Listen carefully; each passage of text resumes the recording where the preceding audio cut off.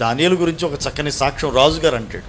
జీవం కలిగిన దేవుని సేవకుడువైన దానియేలు, నీవు నిత్యము సేవించుతున్న నీ దేవుడు ఈ సింహముల నోటి నుండి నిన్ను తప్పించగలిగినా అన్నాడు. ఆయన అన్న మాటలో ఒక అద్భుతమైన మాట మీరు గమనించండి. ఎవరిని సేవిస్తున్నాడు? జీవం కలిగిన దేవుణ్ణి. ఇతని దేవుడు జీవం కలిగిన దేవుడు, మొదటిది.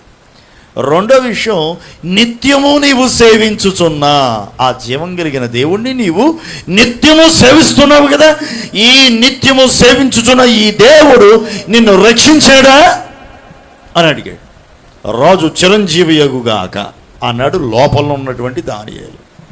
రాజు చిరంజీవి యగుగాక అని ఆ తర్వాత అంటాడు, నా దేవుని దృష్టికి నేను నిర్దోషిగా కనబడితిని గనుక. చాలండి, ఎంతకన్నా గొప్ప భాగ్యం ఏం కావాలి? నీ దృష్టికి నేను పాపిస్తోడేమో, మీ దృష్టికి మేము కదా, మనం లోకం దృష్టికి ఎట్లా ఉంటాం? కోపిస్తోలాగా ఉంటాం. లోకం దృష్టిలో గర్విష్ఠులాగా ఉంటాం. ఏమిటండి వాడి గర్వం? ఎంత చెప్పినా వినడో. ఏమైందంట? ఒక్కరోజు ప్రార్థన మానేస్తే ఎవడి మాట వినడో, ప్రార్థనే అంటాడు. గర్విష్ఠోడ్లాగా, ఎవడి మాట విననోడ్లాగా, అంతేగా లోకం దృష్టిలో.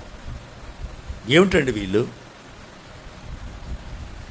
వీరు ఒంటిగా నివసించే జనం.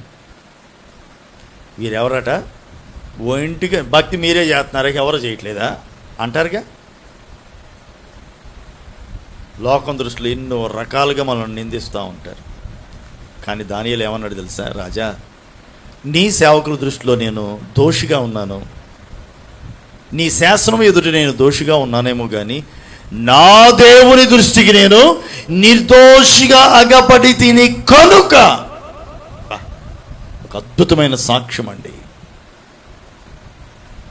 తన దూత నంపి నన్ను సింహముల నోటికి ఆహారము కాకుండా నన్ను రక్షించెను. చాలా ఇంత గొప్ప సాక్ష్యం.